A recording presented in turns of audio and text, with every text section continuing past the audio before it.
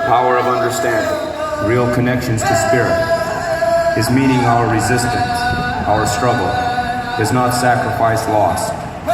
It is natural energy, properly used.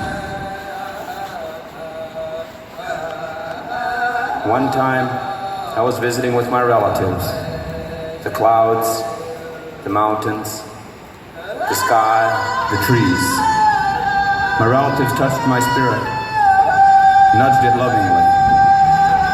Listen to us, impatient one. We are forever. You must remember the gentleness of time. You are struggling to be who you are. You say you want to learn the old ways. Struggling to learn when all you must do is remember. Remember the people. Remember sky and earth. Remember the people have always struggled to live in harmony, in peace. Struggle against selfishness and weakness so the people may live as nations. The old ways are hard. The people have always had to work together. Remember, impatient one. Remember and live. Do not be afraid of truth. Respect, discipline, share your life so the people may live. Honor sky and earth. Honor yourself. Honor your relations. Remember, impatient one, the gentleness of time.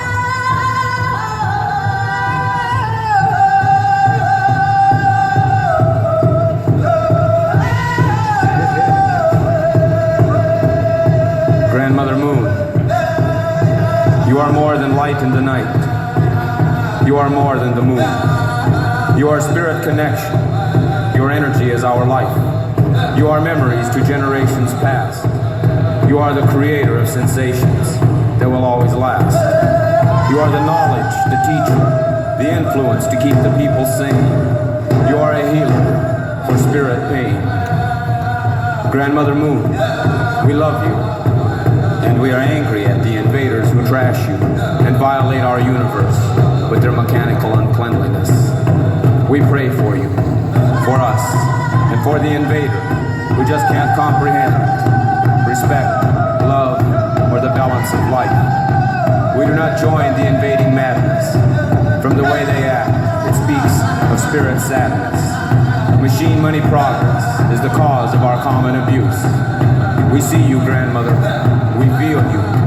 We love you. We know through your reality we will endure. We are one. We pray for you. We pray to you.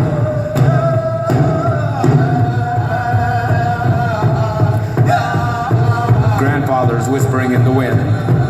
Rejoice at the life you are a part of. Natural energy bound to natural laws. You will survive this temporary madness imposed upon you. Natural life is longer than oppressors' illusionary insanity. Spirits experience human deeds but need not end. This is just one place of changes. Spirit life is forever if you want. The universe is your home. You can survive here. Do not let them kill you. Keep your spirit strong.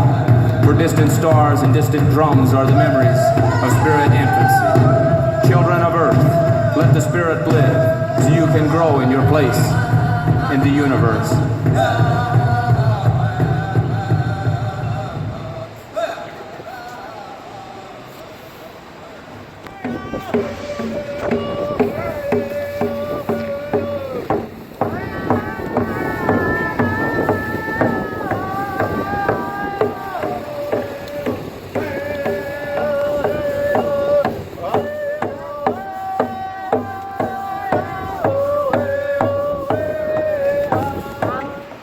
So I have been setting up the vigils at ICE almost every single day for 2 weeks. And every single day, the DHS officers stomp it down.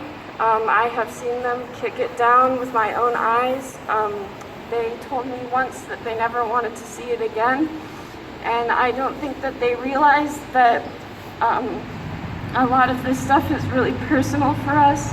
And even though that we are indigenous to these lands, we are being deported every single day, and our families are being chased after by federal agents, and there are some days that you don't even know you don't know if you can't get a hold of someone because they ran out of data or because they're not in this country anymore. And I think a lot of people wonder, why do we keep going to ICE? And that's why people are being attacked and killed.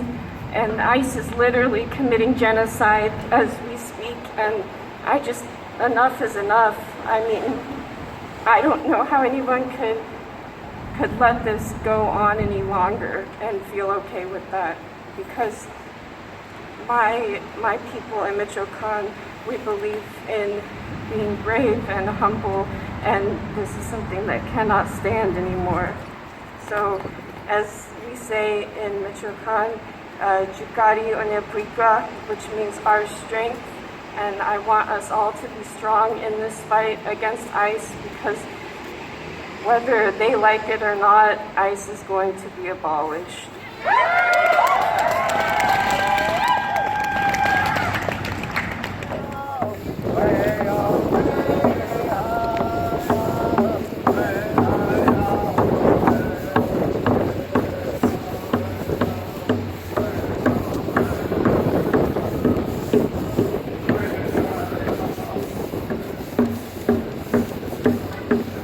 Portland is Standing Rock, and I've been at the Red House for a few months now, and I was there during the raid.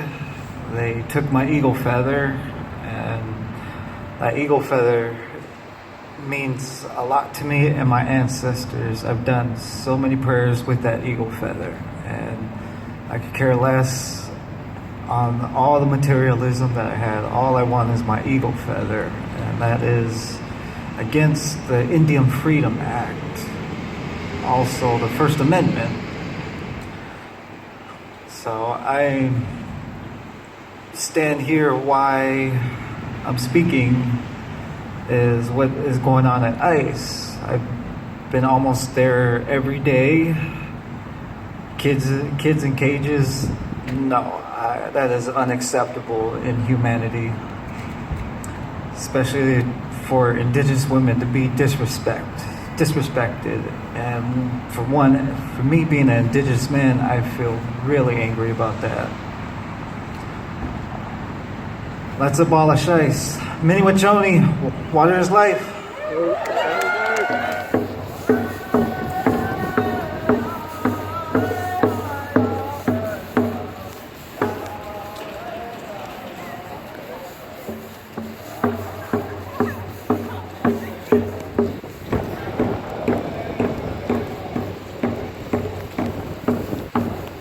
Still isn't over. People have been getting brutalized, deported, stolen from their homes before ICE was created. ICE is a new thing, but before ICE there's still immigration and police doing that work. So I want us to remember that, like, it's not just ICE, it goes beyond that, and it's been happening a long time. So when we abolish ICE, there is still work to do, because this government is sneaky and they're gonna keep trying to steal people. Another thing I wanna acknowledge is that I know a lot of people who immigrate, quote, illegally here, aren't always like from Mexico. Like, the people come here from all different countries. But I do want to acknowledge that a lot of the people that ICE targets are BIPOC who do cross through the Mexican border. And a lot of people think that people are just lazy and they're coming here to steal jobs and they're just waltzing over the border like it's nothing. But I don't think people realize how dangerous it is to cross the border. The last time I went to Mexico, to my homelands, I talked with somebody who's a coyote. And if you don't know, a coyote is a person who brings group of refugees, group of people across the border, because it's really hard to get across there. You have to walk miles and miles and miles. You can't bring your things with you. All you have is the backpack on your back. You don't have your family photos, you don't have all your clothes, you barely have room for enough food and water. All you bring is a bag on your back because you're walking for a few days, for hours, for days. And you can't really stop to sleep, because if you stop to sleep, you can be killed by the government, you can be killed by cartels, you can be killed by the actual coyotes that are out there in the desert. And people die all the time, maybe even every single day, trying to cross the border. There's no water out there. There's no gas stations you can stop and get snacks at. There's nothing. There is nothing. And when people go out there to leave bottles of water, Border Patrol comes and they literally pour out the water so that people will dehydrate and die. They would rather people die in the fucking desert than come here with nothing but the backpack. It's freaking hard, you guys. And a lot of these people who are coming up here really do believe that the United States has something to offer. And it's sad because it's all a facade. But these people are running from war that the United States government started in their countries. These people are running from poverty that the United States government started in their countries. These people are running from drug cartels that the United States started in their countries. These people are running from coups that the United States is behind. Like, it's freaking dangerous. It's dangerous.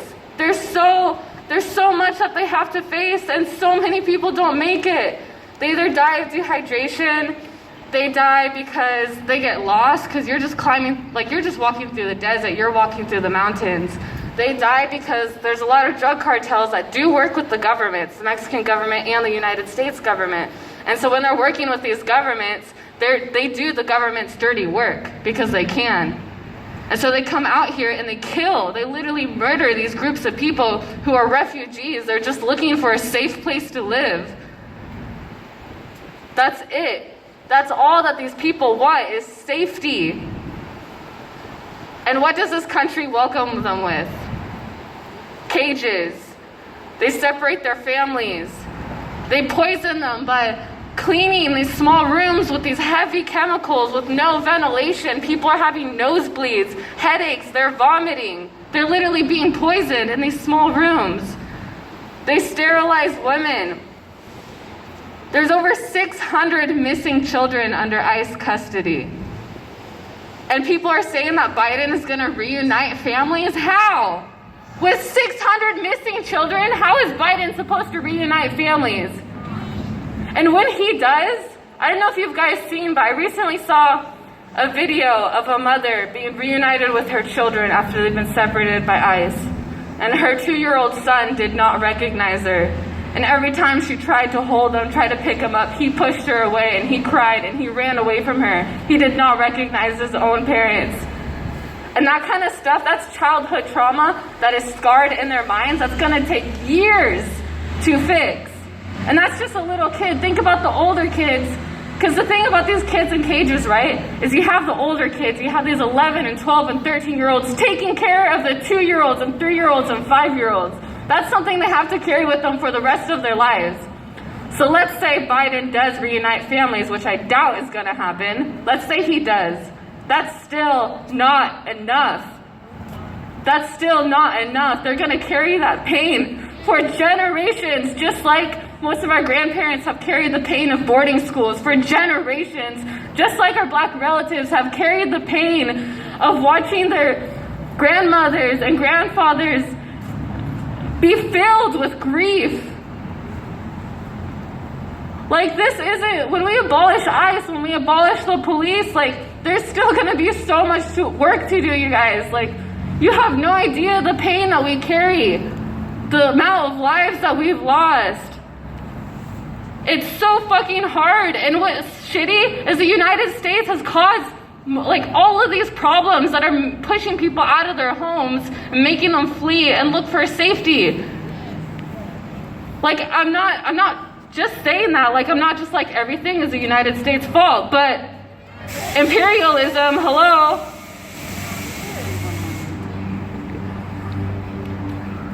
In my family's hometown, my family came up here because of poverty.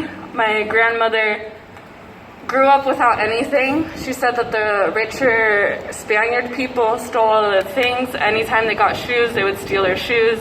Anytime they got a shelter, they would knock down their shelters. My grandmother had to walk for miles without shoes until her feet bled to collect palm leaves, to make palm leaf mats, to sell them for like 2 pesos, just to make enough money to feed herself and her brothers, because their parents were too elderly and too sick to be able to work to take care of them. My grandfather got cancer, and my family, because they were poor, they saved up all the money they could to get him treatment for this cancer, because there's no doctors near us. They would have to go to a completely different town to find a doctor. And my grandpa felt horrible because he was tired of seeing our family in pain. He was tired of seeing our family not have food, not have clothes, not have shelter. And so he told them not to get him help, to let him die, and to use that money so that half of my family could come up here and find something better, and later we would return with the rest of our family. The sad thing is we can never return to reunite with the rest of our family, and my family is probably going to be split for the rest of our lives because of borders, because of ICE, because of these bullshit laws. So it's really hard. Imagine how traumatized a lot of our relatives are that are in ICE detention centers. Not just the trauma from being in detention centers, but the trauma from their lives before that and the trauma that they were trying to escape.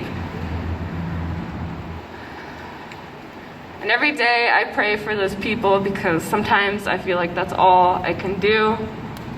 Every time I go out to protest, I put my life at risk, I put my family at risk, and I wonder if I'm gonna be next, if I'm gonna die, and everything that my grandfather sacrificed will be in vain.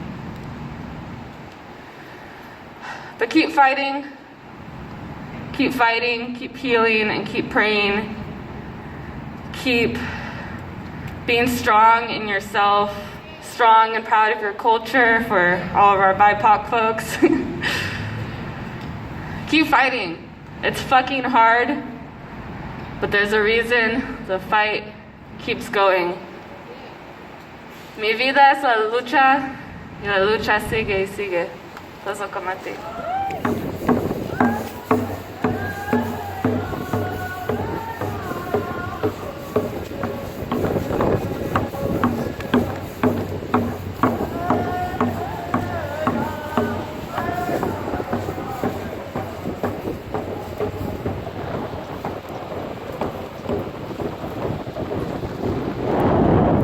I'm also Dana, and I'm here as a visitor to these lands. These aren't my homelands, but I'm from the Southwest, and I just want to recognize something that's really significant about being an Indigenous woman and being arrested. I wasn't arrested, but I know a lot of close people that were, and I think something I've noticed in Portland is that getting arrested becomes very normalized and kind of becomes something you're really proud of, and I think there's a lot of truth in that, but I think it's also important to recognize all the trauma that comes with getting arrested, especially as a Black or Native person. Having a bunch of huge white men run at you and attack you is a very traumatic thing, and I think we also feel it because our ancestors have been chased and attacked and targeted in that same way for centuries. And it's like this white tradition that keeps happening over and over, attacking Indigenous bodies and especially Indigenous women. And that's just something I've been thinking about, is how I think a lot of people don't really understand that that's something that goes through our minds. That's something that goes through my mind when I see people close to me getting attacked by all these white men with guns and armor, and we're just sitting there with cardboard signs or nothing. And so just encouraging other people that are going to be thinking about their arrests today, other Indigenous women, other Indigenous people, that you don't have to be strong about it. and that it is something that's very traumatic, and just to sit with that and recognize that, and know that your ancestors are with you because they survived the same things, and survived it so that you could be here today, fighting the same system. But I can't have.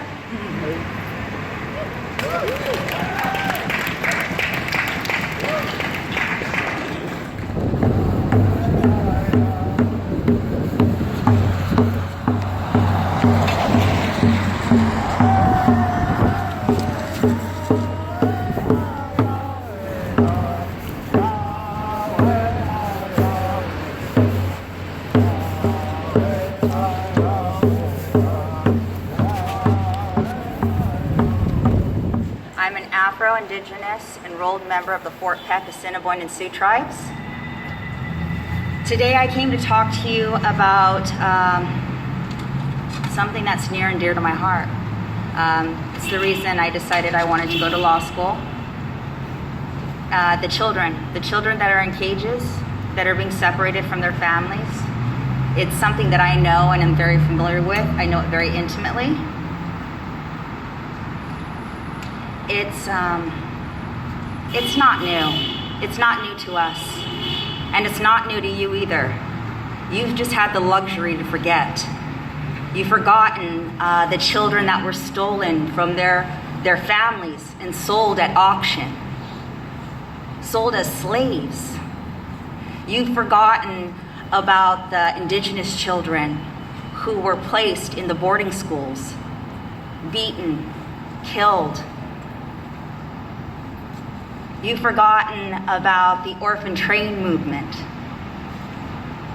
that was hidden under the guise of the Children's Aid Society. And those children were sold.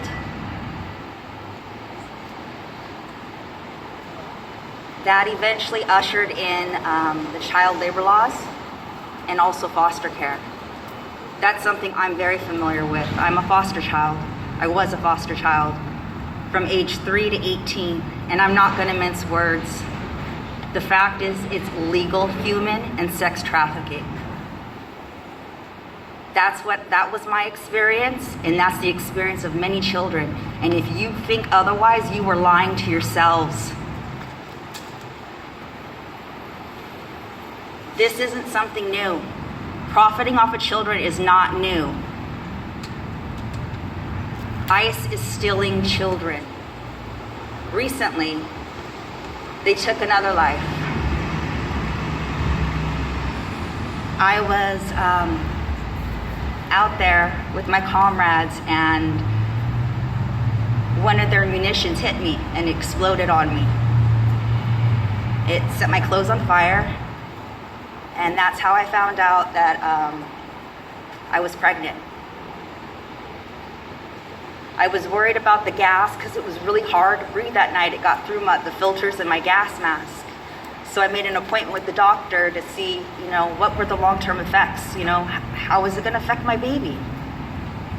And she told me that there was no research.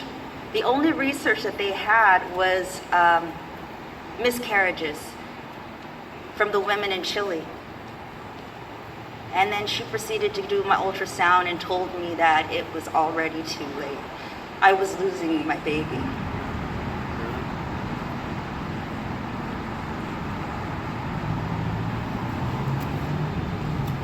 It was the indigenous women from Standing Rock who stood by me and gave me a reason, or gave me a fight back to live. They too had experienced this at Standing Rock.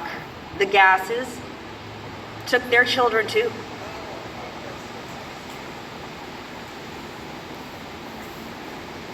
I wanted to bring this up because I want you to be aware that this is America's past. This is the present, and I need you to help us break this vicious cycle so that this is not our future. Thank you.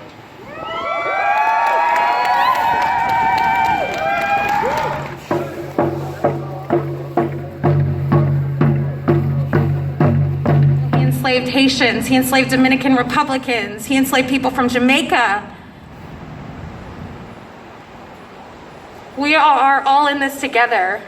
102 Haitians were just deported the other day, on the first day of Black History Month. During a deportation moratorium. The government always has ways around it. Why do you think we have so many broken treaties? And that's why we're still out here. That's why we still have to fight. I recently was able to, well, not recently, a few years ago was able to visit the Tohono O'odham Reservation in Sells, Arizona. My friend Shannon Jose lives there. And I was able to visit her grandfather's ranch, their family ranch. Last year, that ranch, they started building the border on that ranch. They're building half of her ranch in Mexico. She's gonna lose that property. It's not even their property. And they're moving it. She also had to deal with them blowing up indigenous burial sites in February last year. This is something that I personally remember because our ancestors had to get their own grave and make a mass grave and get their own dug up bones from Ty Valley when the settlers came and the farmers dug up all their bones. And it's still happening. None of this is old. I feel like that's probably all I have to say. I have a lot more. It's all in my heart, like I said, and in my head, and I'm gonna keep fighting until we get Indigenous sovereignty. And there's no Indigenous sovereignty without Black liberation. So thank you guys all for being here.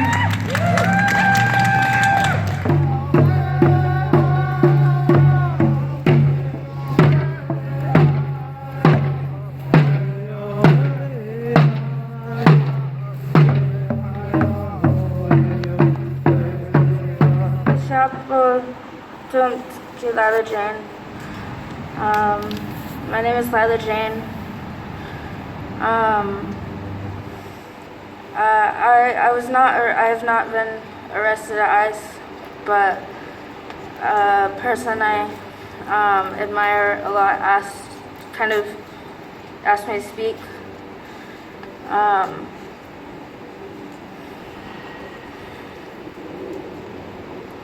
I come from the Warm Springs and the Yakima tribes of eastern Oregon and Washington.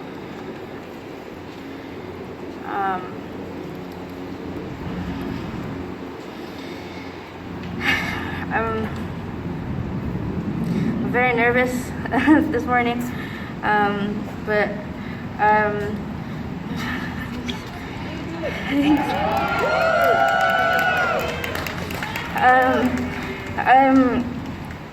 I'm very grateful to be up here speaking with my aunties.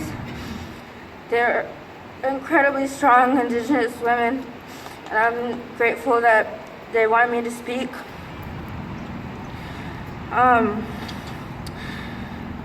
I guess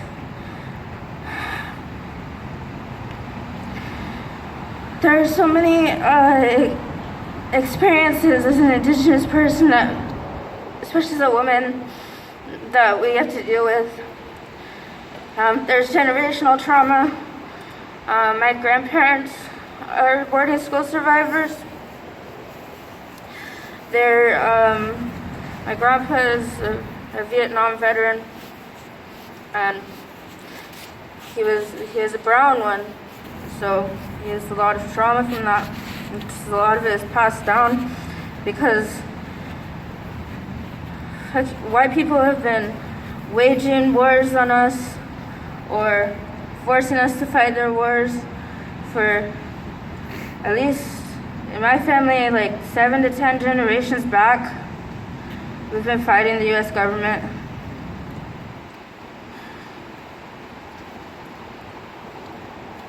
before, back in summer,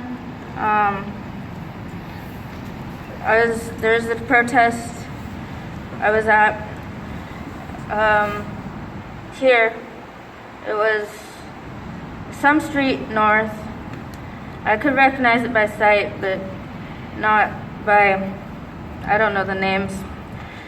And one of my aunties was burning cedar so that our ancestors would protect us and keep us strong. And the cops, this one man, the white man, went and stomped on it. The only reason that I was not arrested that day was there was a car in between me and my auntie, and I couldn't attack him for stepping on the medicine.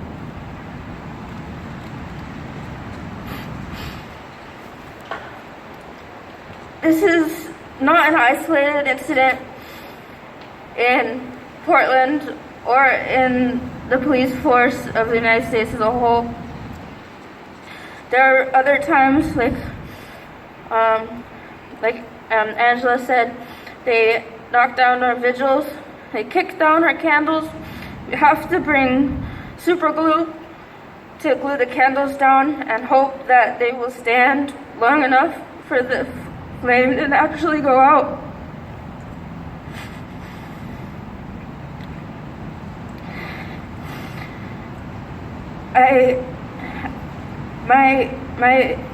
I'm from these lands, and I want to remind everybody, a lot of times people talk about the white supremacy history of this particular state as a past tense, but it is now.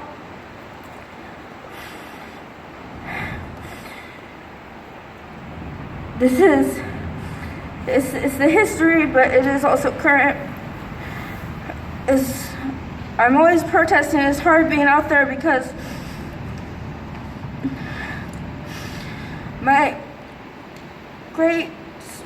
some amount of greats grandfather was hanged by the US government,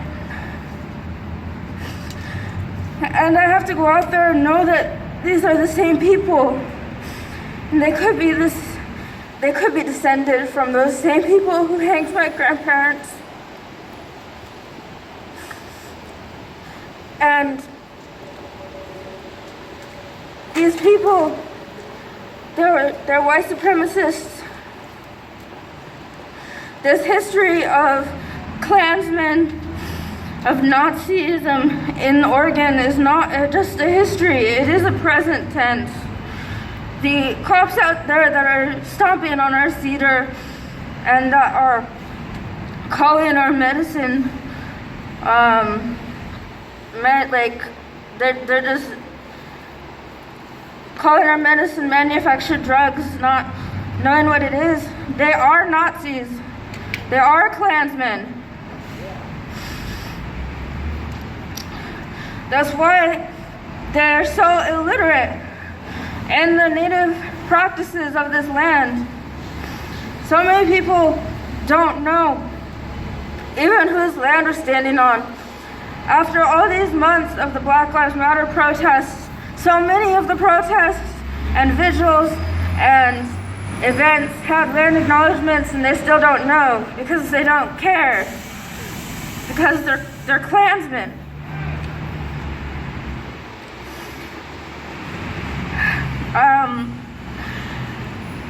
When I was asked to speak, I knew that I needed to come traditionally dressed, but I didn't know how because I cut my hair, because so many people have died. So many people have died at the hands of ICE, at the hands of the US government, the hands of US imperialism, at the hands of police brutality. And in our culture, we cut our hair when we mourn. And so I cut it off, finally, because there are so many people that I can't even think of it all. There's so many children. indigenous children and black children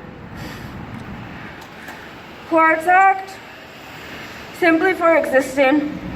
I'm barely not a child. I'm 20. And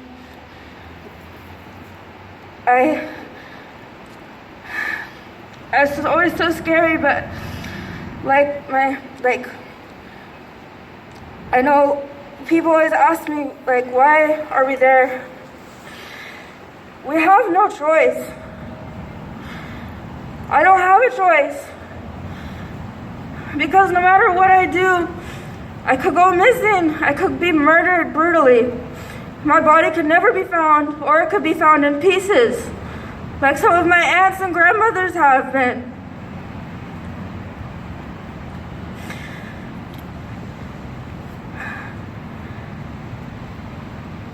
Being brutalized by these evil white men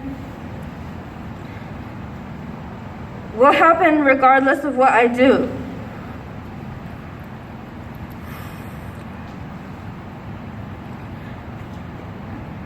And that is the case for virtually everybody who is not white.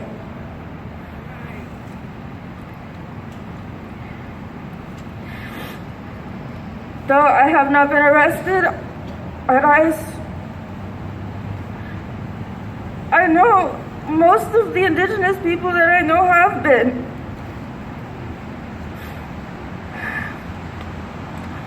Usually for just standing.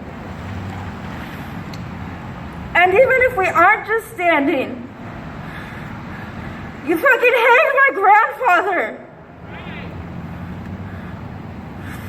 We have every right to be violent, but we are attacked, and we have to do things in a certain way, or we just don't exist anymore. If we aren't your version of peaceful, you won't listen to us. Indigenous people, we are ignored. We're invisible, except in police brutality, except to ICE. ICE sees us. ICE sees us more than all you fucking white people do. All of you non-ICE agents. Y'all don't ever see us. And this is why we're here. I am to Ted Wheeler and Kate Brown and everybody in Oregon and Washington and Idaho, because that's the lands I'm from, but also the entire United States and everybody. Us indigenous people have been here since time immemorial. And even though you lock our children up in cages and you sterilize our women, and even though you kill us all, you can never erase us. And we will be here long after you and your vile ways have perished.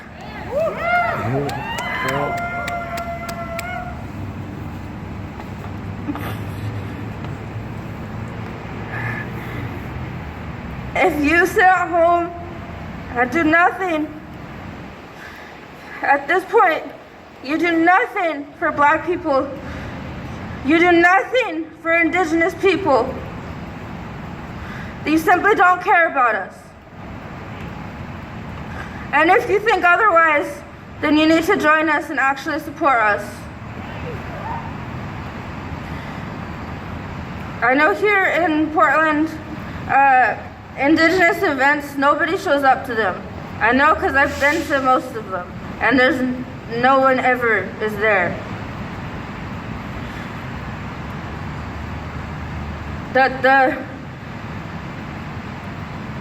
Honestly, the reason that the police force here are so intense is because the general white population is the exact same.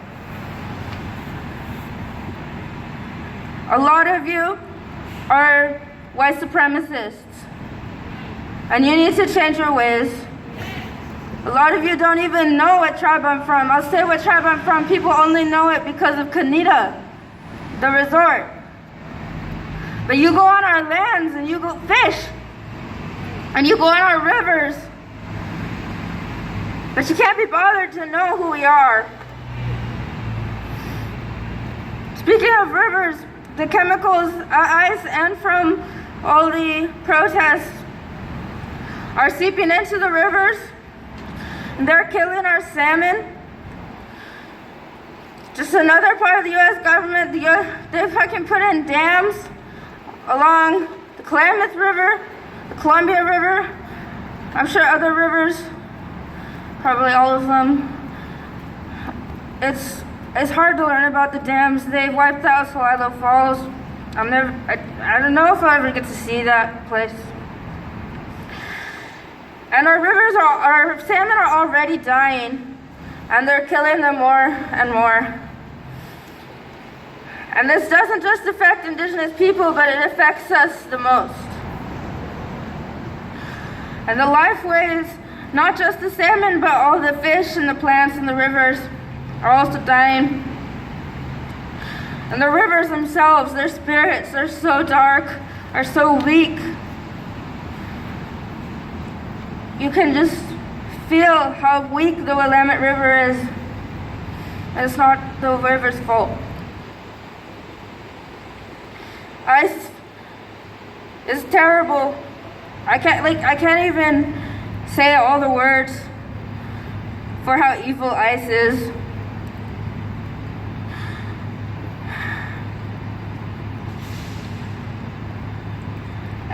I can't say all the words for how evil this place is from the white people.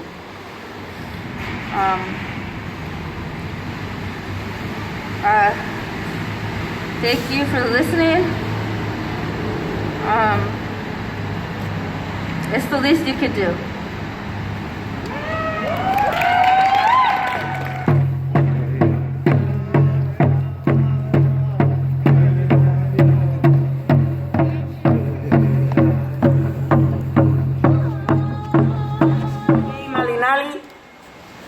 And I just wanted to talk a little bit about what's going on right now in these concentration camps in Tacoma. That's where the detention center is. This is where everybody gets taken to from this state.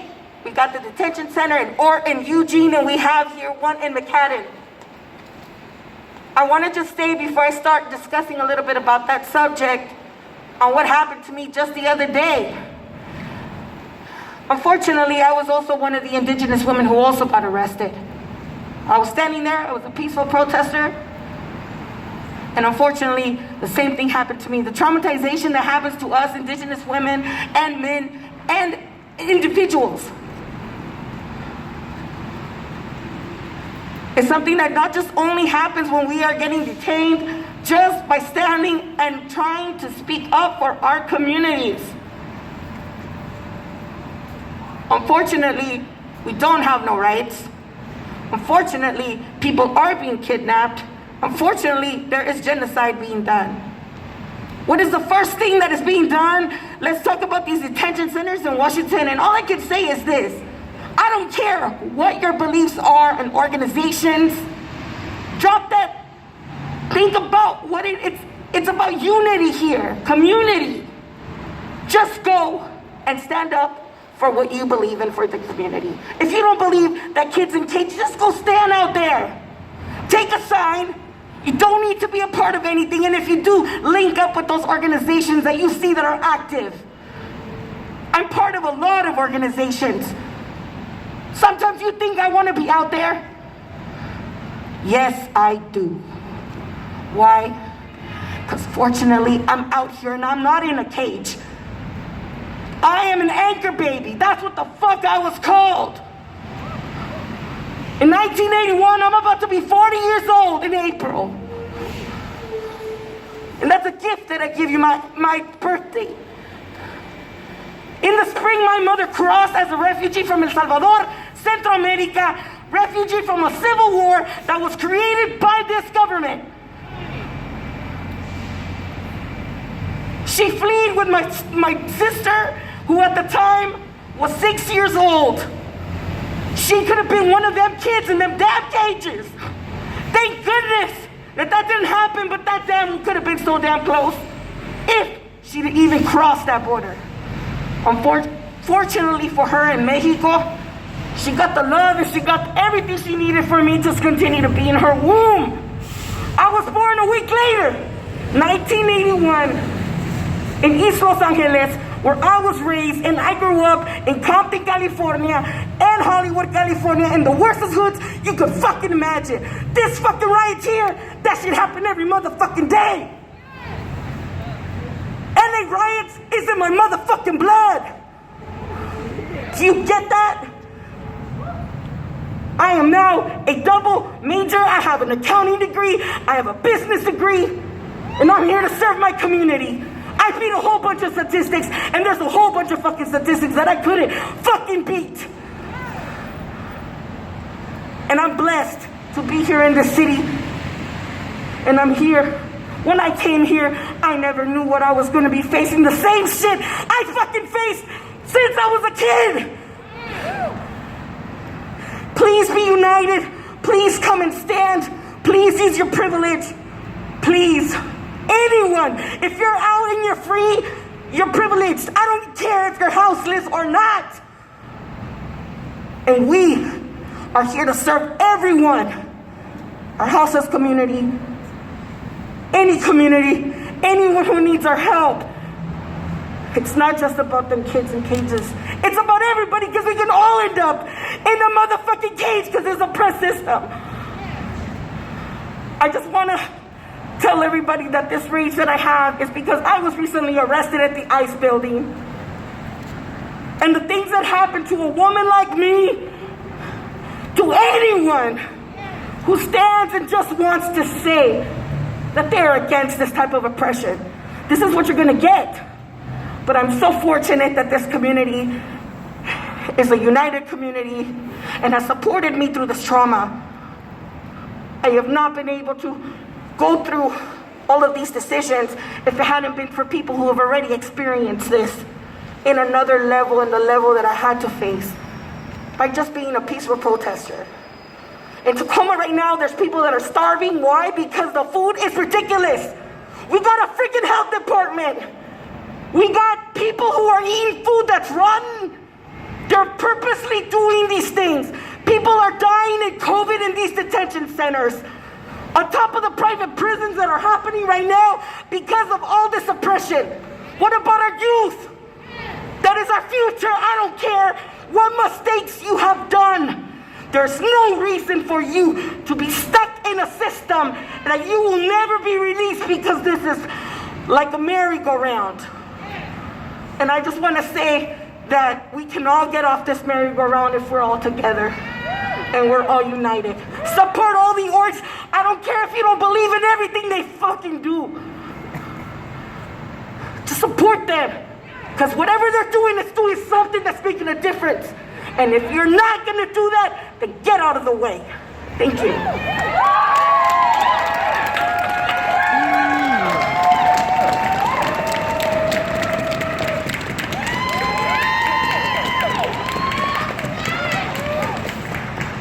Thank you.